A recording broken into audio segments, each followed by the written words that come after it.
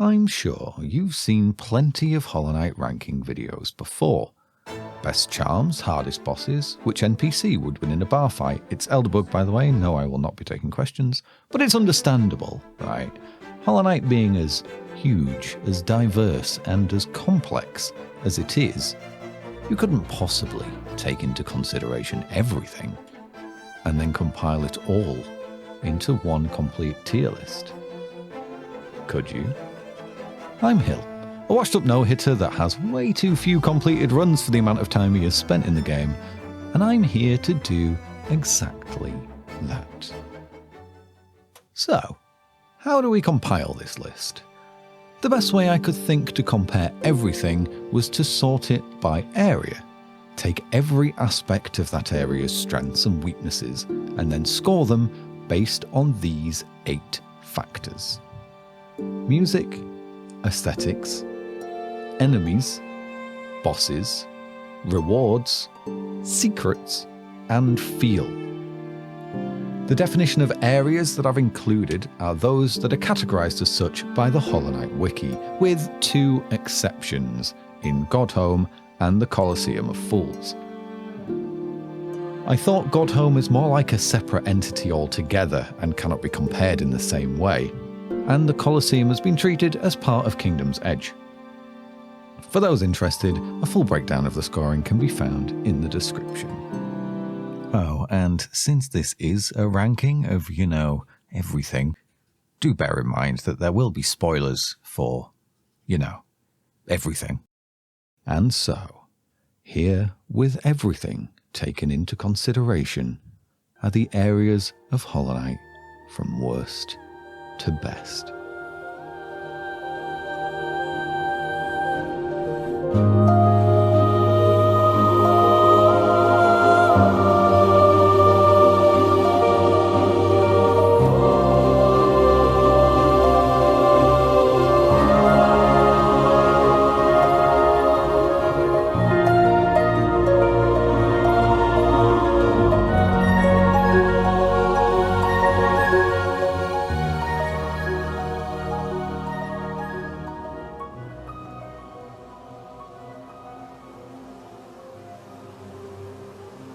Okay, let's start with the positives. The hive looks amber drippingly gorgeous. It has a completely unique style to the whole of the rest of Hallownest, from the latticed honeycomb walls to this strange alien library. It feels like a world set apart, its denizens confined to their gloopy ordered halls save a few teasing strays. Unfortunately, that is where the positives come to an abrupt end. Navigating the hive isn't an intriguing maze, it's just a pain. And when you are exploring, there's not worth more than pocket fluff to find: a whispering root, 2 grubs and a mask shard, which is not only be-wranglingly frustrating to get, but by this point in your playthrough, it is ass-smackingly surplus to requirements. The enemies are either vacuously pointless or fly in out of nowhere, meaning either way that fighting them is pointless, and you're best off just hopping blindly around until you stumble on the way forward. Yeah, there's no map for this completely separate area that's somehow duct taped to the side of Kingdom's Edge, even though you can't even get to it from the normal section. You have to go through the tram in Ancient Basin. It makes it feel like the whole area was just an afterthought, just shoved in wherever was easiest. It was originally going to be at the bottom of Deepnest, which I think would have been equally counterintuitive. Why not stick it up here instead of the Stag Nest, which has got absolutely no right floating up in the skies above King's Pass? A colony of bees that have distanced themselves from the Pale King because they have their own ruling monarch flying up and looking down upon the rest of Hallownest. Much better. Oh, and to top it all off, after a very lackluster boss fight, you get your reward for all your hard work. Hive blood. Hive blood, not some awesome showdown with the Queen, which I was expecting when I first played. No. Hive blood. I could go on at length on how much this charm is absolute biscuits, and don't give me that it's good for White Palace nonsense, because it's not. It just exponentially lengthens how long it takes. The Hive. So much potential wasted. Last place.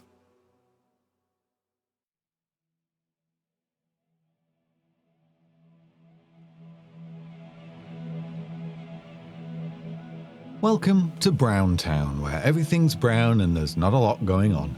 Ancient Basin sits this low on the list not really because it does anything wrong, but because it doesn't really do anything right either. In fact, it doesn't really do anything. While the ruined palace grounds and door to the abyss pique the interest of first-time visitors, there's little to be discovered upon further exploration. In terms of rewards, you do have an excellent ability in Monarch Wings that's a great boon to traversal, but it doesn't actually unlock that many paths. Yes, you need it to make this jump to Lorien, and this one up to Hornet too, but the rest of the places that it unlocks are the Hive, which we've spoken about, or minor collectibles. Oh, and the way out of the area that you find it in. What's left is a couple of grubs, a pale ore, and then this fountain, which spits out a vessel fragment if you chuck in 3,000 of your finest geo. I can't help but wonder if this was originally supposed to be similar to Grubfather and Seer in giving you rewards based on incremental amounts of geo, because both the cost and the reward seem totally arbitrary. Then we have the two bosses, Broken Vessel and Lost Kin. They're okay, I guess. Cool to see other vessels popping up, but it'd be nice seeing the infection interacting more with the Abyss, since it's literally next door, but we'll come to the Abyss later. Along the same lines, however, is the question of why beating Broken Vessel makes the crossroads become infected. I understand why it happens when you free any of the Dreamers, since by doing so you are breaking the seal on the door of the Black Egg, which is in the crossroads, and the infection is spreading from there. But why Broken Vessel? I guess the infection could be released from the vessel and then spread more, looking for more posts or whatever, but there's a full city and its waterways between Basin and Crossroads that are completely unaffected. I don't know, it just seems off. Come to think of it, what even is the Lost Kin fight? These are dream versions of the original. False Knight dreams of being a champion, Ogrim dreams of his former glory, Soulmaster dreams of more power. And this infected vessel is dreaming of what? Being more infected? I don't get it. What a strange, dull area. 16th place. Just barely scraping its nose ahead of the previous entry is Howling Cliffs. By design empty and dull, but it does have a few nooks and crannies holding some pretty neat little secrets. Matto is here and he's cool. Joni's Repose is beautiful and ethereal. You kick off the whole Grim thing here, which is sweet. And Gorb's here. The Stag Nest is very sad and interesting and all, but as previously mentioned, why is it here? In the sky? Instead of literally anywhere else on the map? Other than that, Cliffs don't have much going on, save one King's Idol, which I guess is decent geo, considering you can get it from here as soon as you get Mantis Claw. Oh, and Baldur's Shell, which no one ever uses, 15th.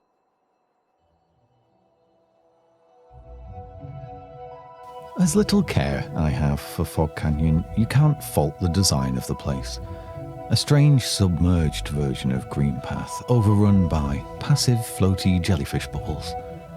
The mix-up of the Green Path theme, now with a more muted, less textured composition, adds so much flavour to the place. Like you have plunged into the depths of a lake and found alien life at the bottom. The story of Quirrell and Monomon elevates the area significantly, and the Teacher's Archives itself is a really cool location to find during a first playthrough. I also have to give Fog Canyon credit for introducing obstacles clearly meant for revisiting later.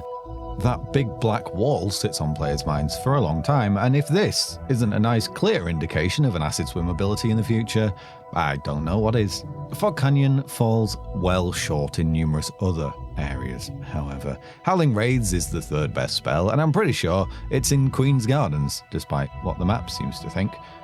One Charm Notch, and one solitary grub, amounting to very little in the way of rewards. Cornifer is 100% on the wrong side of the Shade Gate, so you end up just never having the map until way later in the game and just forget Fog Canyon exists.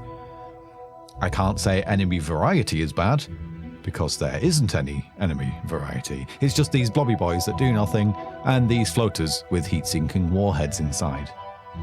And then there is Umu. I have an aggressive disdain for bosses in any video game that become inexplicably impervious to damage in order to forcibly extend the fight. and Uma is such an egregious example of this. Yes, it's cool fighting alongside old Quirrell, but having to wait for when he decides to attack is annoying. I much prefer the Godhome version, where I might suffer full body 3rd degree burns and a concussion from Poppenheimer here, but at least when the boss takes damage is on my terms. It doesn't even attack, it just floats around existing and you get hit by sparkles appearing from hammer space. 14th place.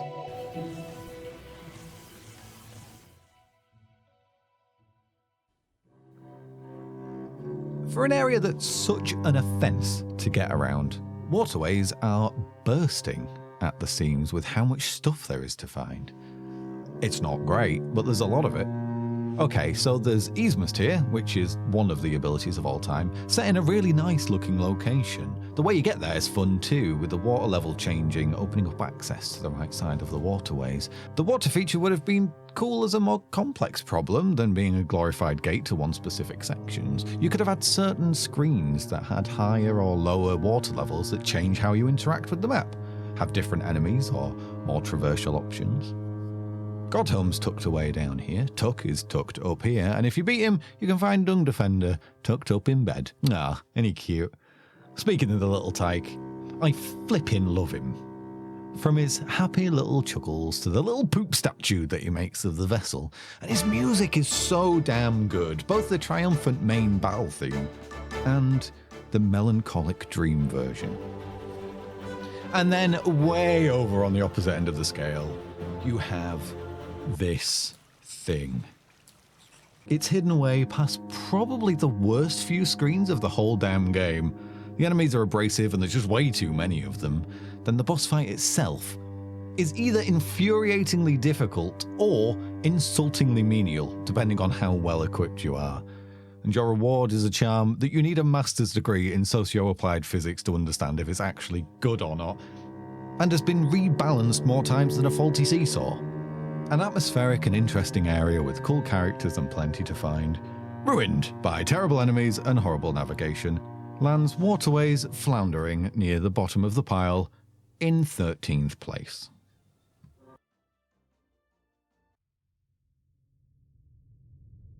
I'm honestly torn with the Abyss. Part of me loves it.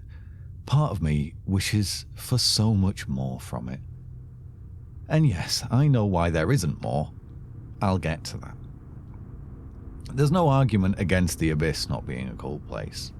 Wait, no, there is an argument against the Abyss not being a cool place. No, that's not it either. I'm lost in a logic loop. Look, the Abyss is cool. There. It's deep, dark, and gives me the same feeling I get from this scene in The Matrix with all the battery people when Neo first wakes up. But man, as the name suggests, the Abyss is pretty bloody empty. Abyss Shriek fits here marvellously and is a great and appropriate reward, as it's the best form of damage against a Radiance, mirroring the Void's power against the God of Dreams. Shade Cloak is undoubtedly one of the best abilities in the game, but that's pretty much it. Yeah, there's a Lifeblood door, but it makes no sense at all why this is down here. What did Joni have to do with the Abyss?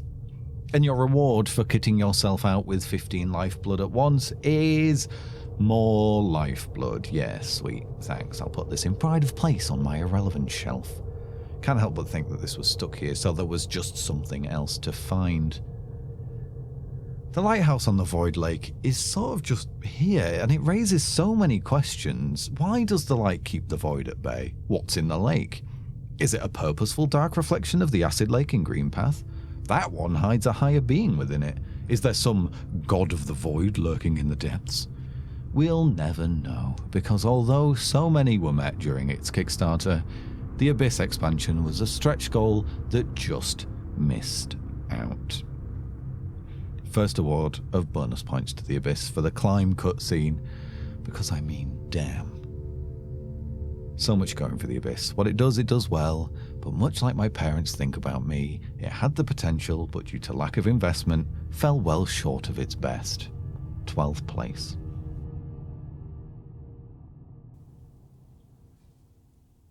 After the opening breath of King's Pass and Dartmouth, Forgotten Crossroads is the first full step into the realm of Hallownest. and it does a pretty fantastic job of getting the game going. Not perfect, but pretty damn good nonetheless. For starters, it is full to the brim with rewards, and there are more paths out of Crossroads than any other area. Like half the map is accessible from the appropriately named Crossroads. Exits to Dirtmouth, Green Path, Fog Canyon, Fungal Waste, City of Tears, 2 to the Resting Grounds and Crystal Peak are all here. And the sheer volume of later abilities and items that you're given illusions to is crazy. D-Dive, Lantern, Trampass, Easmus Tear, Mothwing Cloak, Mantis Claw, and even Crystal Heart. Cornifer, Myla, Quirrell, Sly, Saluba, and Grubfather are all either introduced here or have their homes in Crossroads. You are slapped in the face with the literal end of the game in the first room that you walk into. You'll spend a lot of time in Crossroads on a first playthrough, which means that you'll most likely be super familiar with its layout by the time you have it turned upside down on you later in the game, and your cozy comfort blanket of an area becomes a hellscape of screaming cockroaches and explosion pigeons. But as I said, it isn't perfect. Yes, there are a lot of ways in and out of Crossroads, but to begin with, there is one path and one exit. You have to find Vengeful Spirit, and you have to go down this one path with the boulder. Maybe this is a symptom of Metroidvanias in general being hard for the player to get started, but when you are hit with so much new stuff all at once, and no less than 9 potential exits from the area, all requiring a different unique way of accessing them, new players can get overwhelmed, frustrated, or both. Especially if finding Vengeful Spirit in the first place was tricky. And that path to False Night is not easy to find, which is probably why they stuck his big face bang slap in the middle of the map. As mentioned before, the end of the game is here in Crossroads, and what an end it is. I've heard criticism before of the Hollow Knight boss fight skewing too easy when fully equipped, but I think it hits the right balance between being hard enough to challenge lower percentage runs and being a tough stepping stone rather than a roadblock when completing the Dream No More ending. The Radiance fight is breathtaking visually. The shot of the vessel challenging the sun itself is just brilliant to behold, especially as the God of Dreams' wings unfold. But the Big Moth isn't even the best of the two fights. What Team Cherry achieved with the Hollow Knight fight is astounding. A few short sentences cannot explain the genius way in which music and storytelling is woven into this boss fight. It is staggering and beautiful the way the music swells and builds until, like the Hollow Knight itself, it breaks, turning upon its own body, upon the infection it was created to contain. The music mirrors from thunderous and menacing to sorrowful and dramatic. Forgotten Crossroads might sit 11th on the list, but man, are we into the good maps now?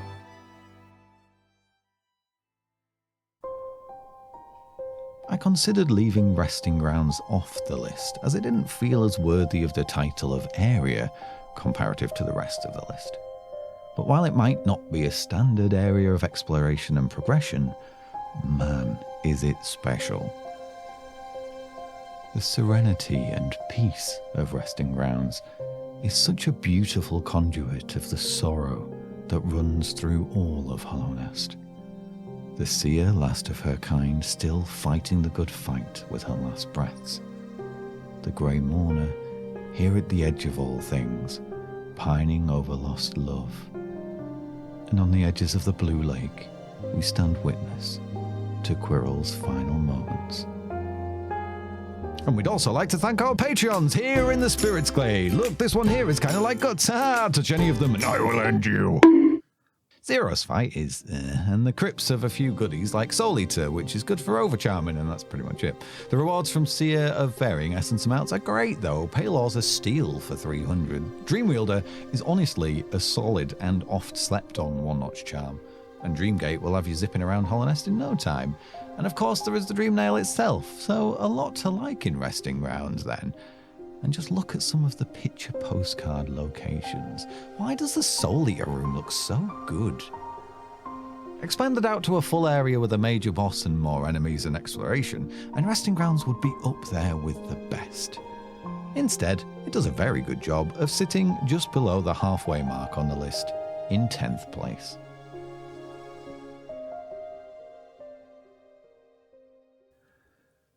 Another one you could argue is a sub-area rather than one all of its own, but White Palace is such a goddamn jewel that it deserves all of its own recognition and absolutely should not be lumped in with the dreary ancient basin. White Palace is nothing short of a masterpiece. The crisp, regal aesthetics, the flowing music, the culmination of a full playthrough of platforming skill, being put to the test in a long, labyrinthian climb to the throne room. It's a feeling akin to Summit in Celeste, the surging, bracing climb. You feel the story coming to its end, and by its very nature, White Palace is resisting, trying to hold you back from the truth. But you persevere and ascend to the summit. Get off the throne, you dead idiot. There is a new king in town. But it's so much more than that. Team Cherry couldn't just leave it as a great platforming puzzle. No. There are so many hidden skips, shortcuts, and little tricks to make coming back here and refining the climb so very, very satisfying. But then they hid even more as a reward for those truly committed to exploration. The White Lady has her own nursery, and the Pale King's creepy-ass void lab is hidden here too. Then to top it all off, the Path of Pain is just casually sat behind an arbitrary bit of coving. Completing this arduous, platforming ultra gauntlet rewards the player with this, the pivotal micron of lore which explains everything.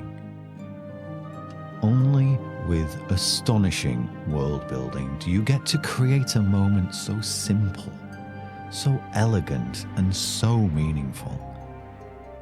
There's a world in which Pure Vessel waits at the top of White Palace somewhere. There's a world in which King's Molds appear more than twice. And there's a world in which the completed King's Soul charm isn't an overpriced, unusable waste of a charm whose grand purpose ends up being a signpost to the end of the game when it becomes permanently erased from existence.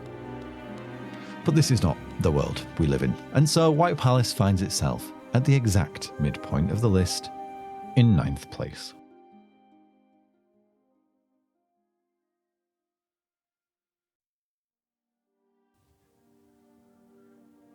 At first glance, one could wonder why the seemingly barren lands of Kingdom's Edge are so high up this list.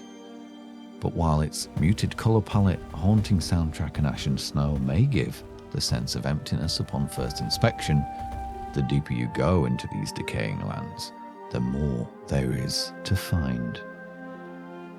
Kingdom's Edge is everything that Howling Waste wants to be. Among the great chasm of fallen warriors lie some of the most memorable single enemies in the game. Giant combs and primal aspids live long in players' memories well after first contact. Strong showing from the bosses here too, with the best warrior dream in Markoth, and Hornet 2 being arguably one of the top 3 bosses in the whole game, certainly outside of Godhome. A heavy-hitting story beat here too, as you are deemed worthy of passing Hornet's test, and are rewarded the opportunity to wrench the King's brand from the decaying corpse of the former higher being, unlocking the latter half of the story and access to the Abyss. The Colosseum is your reward for climbing all the way into the heights of the area, and it's a fantastic additional challenge. Trial of the Fools specifically is an incredibly tough and enjoyable gauntlet. Find your way out the back door, and a secret mini-boss scampers around guarding a simple key. And there are secrets like this all around Kingdom's Edge. This chunker's face and ass can be found separately. A hidden path past Matto leads to many people's favourite charm, and a hidden path within that hidden path leads all the way down into the edge of the Abyss, and this great hunk of Geo, although it definitely looks like it should reward you with a lot more than it actually does. On paper then, Kingdom's Edge has all the hallmarks of a top-level area, but its shortfalls I think come in its slightly awkward level design, meaning traversal around the place is long and at times pretty boring. There are whole chunks of the map with very little in them, thematically appropriate, yes, but a hindrance to the area's overall appeal. And so, for an area with such high highs, sadly by its own nature, Kingdom's Edge lies as a memory of former glory in 8th place. Unassuming at first glance, Fungal Waste has immense depth of character hidden beneath its spore-spattered and shroomy exterior.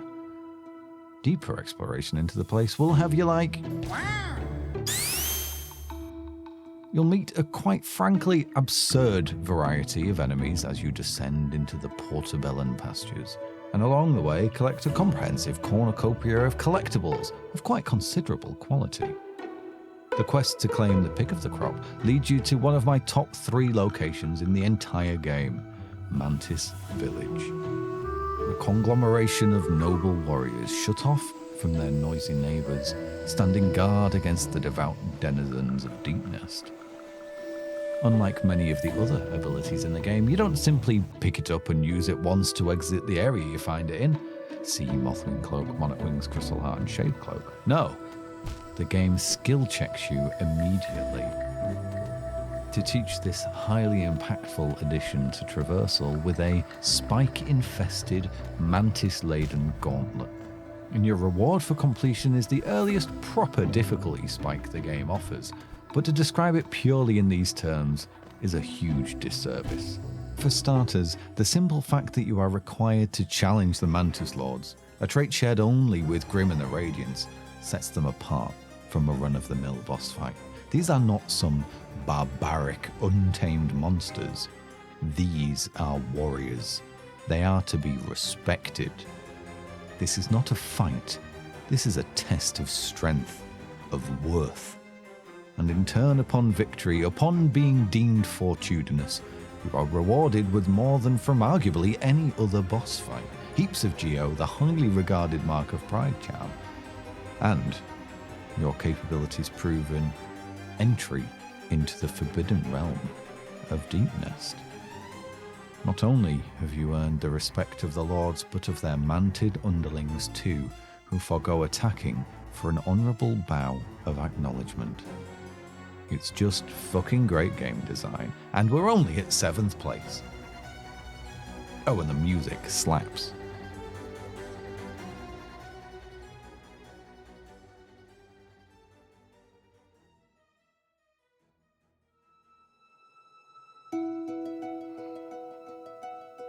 Like a summer breeze filling your nose with a damp, earthen petrichor, green paths contrast as you exit the doldrums of the forgotten crossroads, hits with a graceful ease. There is an almost mesmerizing swing to its music, the pizzicato strings infusing exploration with a sense of joyous intrigue, a playfulness unlike any other corner of the world. Here, time has not led to abandonment and ruin, but to a vast quantity and variety of life, both flora and fauna, the lines of which considerably blurred. Camouflage, cunning and stealth are the order of business for the trickiest of Greenpath's tricksters, and everyone jumped the first time they encountered one of these. Greenpath holds so many screensaver-worthy locations, a very strong contender for best bench in the whole game, and in between sightseeing, there's many a trinket with which to fill your pockets. Admittedly, not the greatest caliber of rewards the game has on offer, although that is understandable given how early in the game we still are. There's so many memorable, fascinating locations. Shio's Hut, the Lake of Oon with its contemplative guard, the Hunter's Mound, and after chasing the elusive hornet around the whole of Greenpath, you find her here, in a beautiful, mystical grove. Streaks of sunlight splashed across the huge, ornately carved obelisks.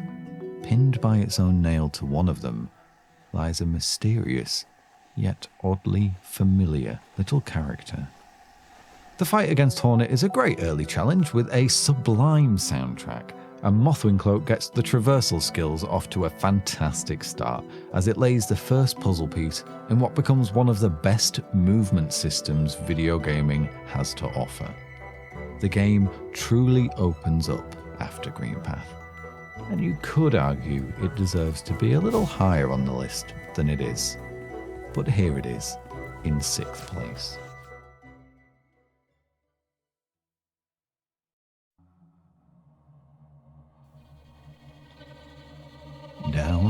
underbelly of Hallownest lies a dark, dangerous and deceitful warren of maze-like tunnels and claustrophobic passageways. The webs they weave in the pitch darkness allow none to pass.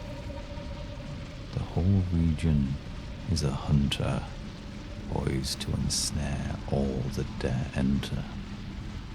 The very floor you walk on is a snare trap. Nothing is as it seems.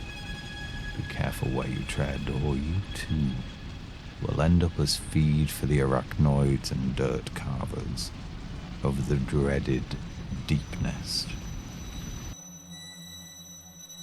I think I could posit with almost unerring certainty that not one person enjoys being in Deepnest.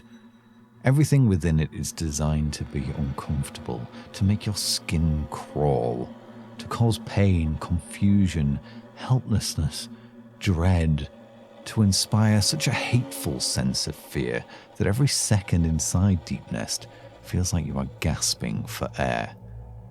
There are only two types of things that you'll find down there: creepy as hell or downright terrifying.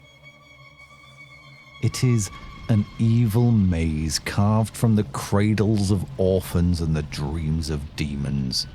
It is relentless, it is unfathomable to navigate, and it is utterly, utterly brilliant. 5th place.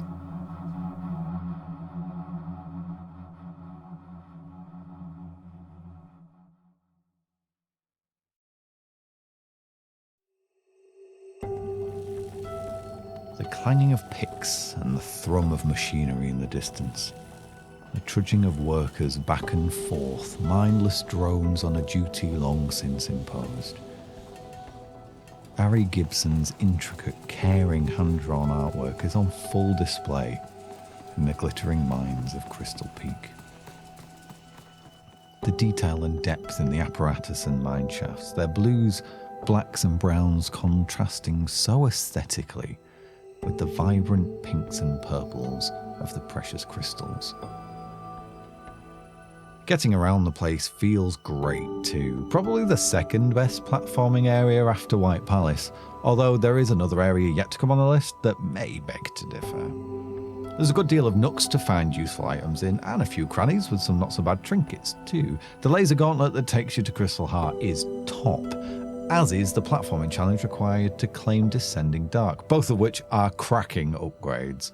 Super Dash may well be my personal favourite of the vessel's movement arsenal, as it really sets the Vessel of Power level apart from any other Joe Bugs in Hallownest. Not because it's especially useful, but if wrenching the power core from a giant mining golem, swallowing it whole, and using its power to send yourself screaming from place to place, decimating any weaklings that dare get in your way, and sending shards of precious crystals spraying into the eyes of any that attempt to bask in your magnificence doesn't scream, "Get out of my way, peasants, I'm better than you all," then I don't know what does. It's an incandescently enjoyable area to navigate around. Once you have Monarchwings, the ascent up to Hallownest Crown is wonderful and intriguing. The enemies are all thematic and challenging and memorable, especially these absolute crystallized cretins. If it wasn't for the boss fight letting the side down, Crystal Peak has everything you need for a special, ephemeral, and memorable area. It's gorgeous, it's thematic, and it's just good goddamn fun. 4th place.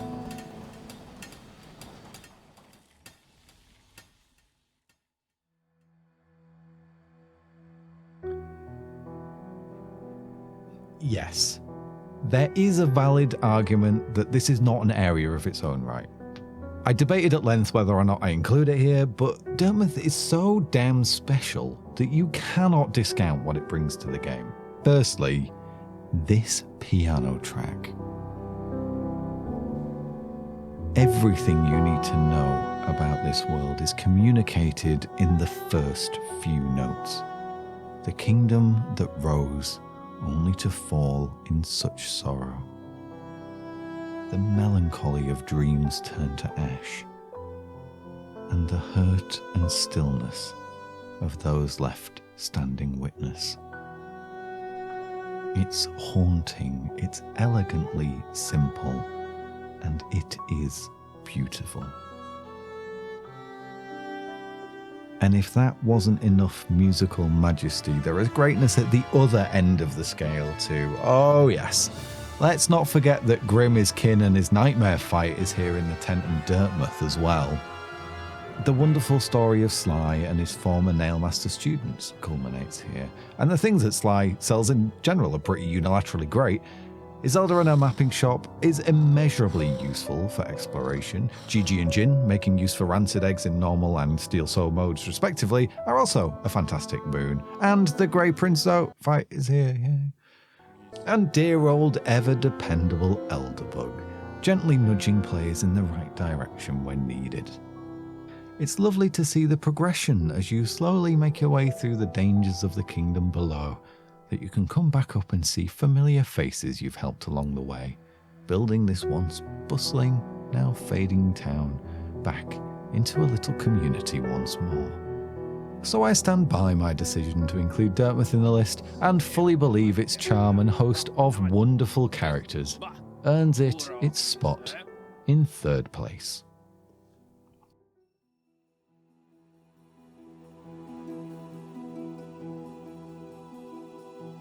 At this point, do I really need to justify Queen's Garden's placement on this list? It does everything a good area should do, it does it extremely well, and adds a whole raft of bonuses on top. Traversal is tough in all the right ways, the enemies are absolute bastards, there are spikes everywhere making the entire place feel aggressively hostile towards outsiders, but all the time that you're getting battered around from pillar to post, falling off platforms, missing jump and struggling to progress, you just cannot be mad. Because of the atmosphere, the music, and the luscious, verdant fucking beauty of the place means that you'll love every second. I mean, look at this bench. Look at this bench. Go on, kill me again, Mantis Arena. I'll wake up on the iron cradle with a song on the gramophone and a smile on my face. And bonus points for the absolute gut punch during the Traitor Lord fight. Jeez, what a moment. Screw you, game, for making me feel emotions like this. God damn. Of course, Queen's Gardens is second place. And of course, Surah, there was only ever going to be one winner.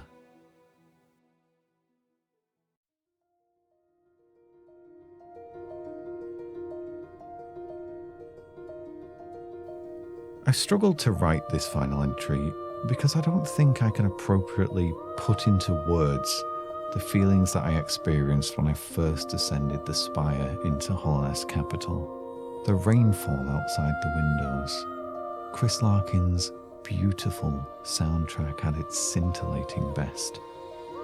Every intricate detail of Ari's artwork.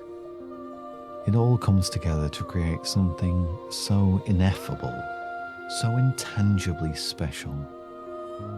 It's a microcosm of a moment that speaks to the feeling of the whole game, and that's before you've even set foot on the city streets. Truth be told, I could quite happily sit here with Quirrell forever. But there is so much more than just the feel of the area. It doesn't just get everything right. It excels in every way. Music, perfect. Aesthetics, I mean, there's the fountain, there's this room with Spell Twister in it, this room with Shade Soul in it, Marissa, the Collector's map room, the freaking Hornet cutscene, and there's so many more. Enemies, we've got big ones, little ones, posh ones, poor ones, spear ones, sword ones, blobby ones, magic ones. For bosses, we've got Watcher Knights, which is incredible, the Collector, which is bizarre and amazing. Rewards, yeah, cool. Nail upgrades, Lem, like everything in Soul Sanctum. The Grub map. For secrets, this one, this one, this one, this one that's inside the other one, this one that's above the one that's inside the other one. And then for lore, you've got, I don't know, just the lore of the main story with Hornet, the crazy shit going on in Soul Sanctum, the Collector creepily collecting caterpillars, and best of all, Nailsmiths. Farewell to arms. No, don't you dare! City of Tears is astonishing. It encapsulates everything wonderful about Hollow Knight, and it deserves without question. First place.